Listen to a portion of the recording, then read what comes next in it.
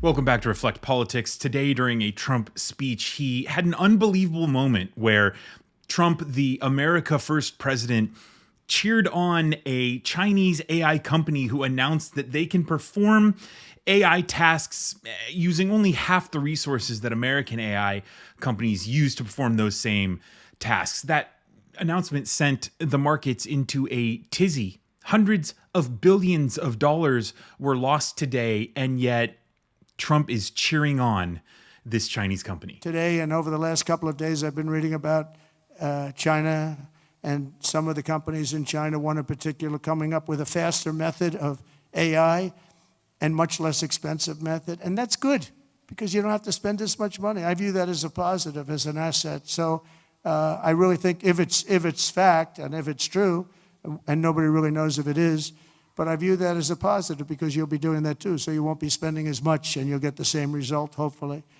The release of DeepSeek AI from a Chinese company should be a wake-up call for our industries that we need to be laser focused on competing to win because we have the greatest scientists in the world. Even Chinese leadership told me that. They said, you have the most brilliant scientists in the world in Seattle and various places. But Silicon Valley, they said, there's nobody like those people. This is very unusual when you hear a DeepSeek, when you hear somebody come up with something. We always have the ideas. We're always first. So I would say that's a positive. That could be very much a positive development. So instead of spending billions and billions, you'll spend less and you'll come up with, hopefully, the same solution. Under the Trump administration, we're going to unleash our tech companies and we're going to dominate the future like never before. NVIDIA, the company who makes those chips that AI companies rely on to perform those tasks, lost 16%.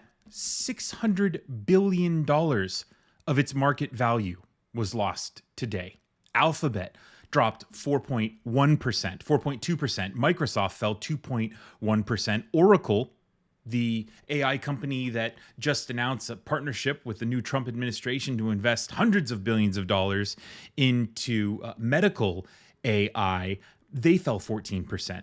The S&P as a whole fell 1.5%, and the NASDAQ fell 3.1%.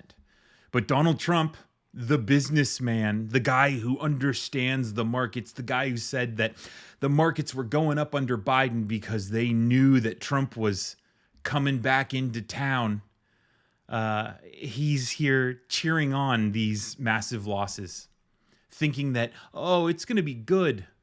And maybe hopefully we'll get the same outcome.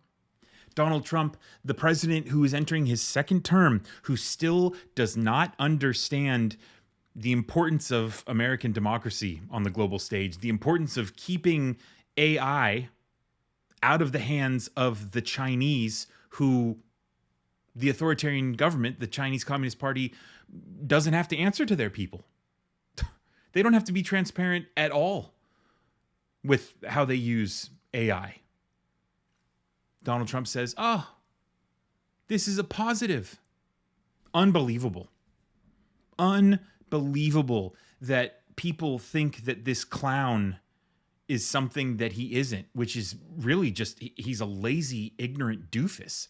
I mean, how easy would it have been for him to call up any of the tech bros, those billionaires who were sitting at his inauguration, the Elon Musks, the Mark Zuckerbergs, and say, hey, consult with me a little bit on this. Where are we at? Where are you guys at?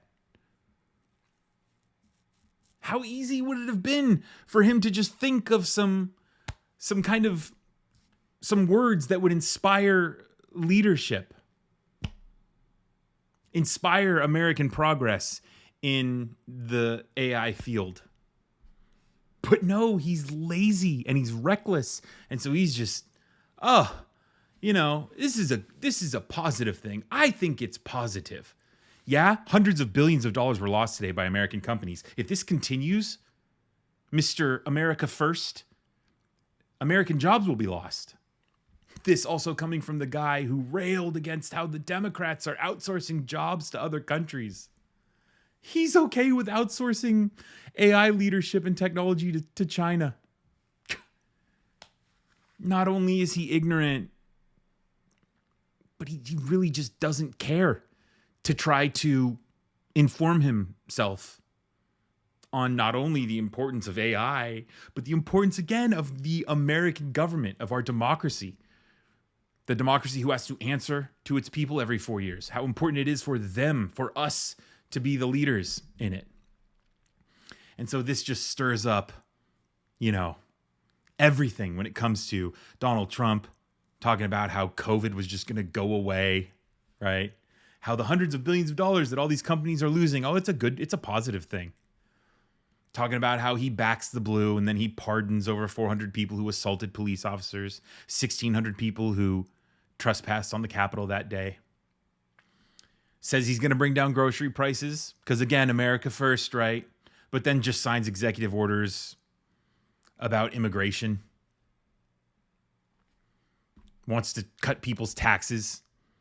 Cut corporate taxes. Cut the taxes of billionaires. But then also claims to be he's the populist president, right? He's the president for the people. America going into a golden age, he says. Is this what a golden age looks like, Donald? Sharp drop-offs by America's biggest companies. Is that the golden age for Donald Trump? I mean, again and again and again, he just proves that he's a con man. Right? And we see it in moments like this where that facade, that mask that he wears, that orange shit he puts all over his face, it represents what he wants to be. He wants to be the populist that everybody loves. He either wants to be or he thinks that it will get him elected, right? Let's be real.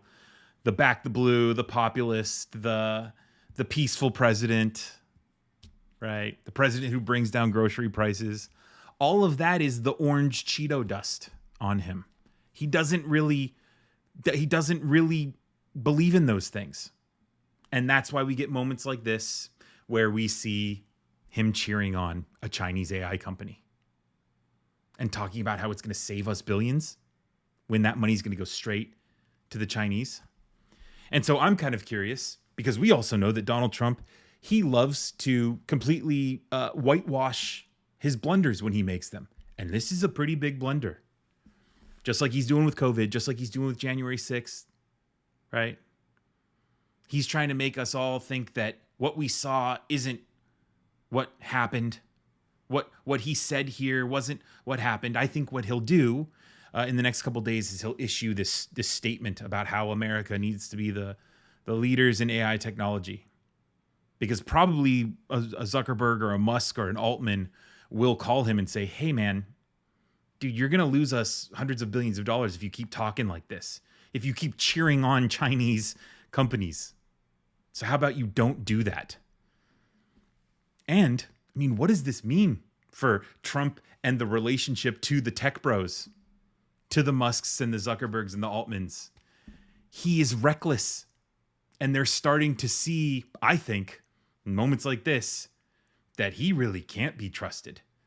And so it'll be interesting to see how quickly, Donald Trump's political capital, if you will start to erode. How quickly all these relationships that people are talking about with the Zuckerbergs and the Musks and the Altmans, how quickly those will dissipate.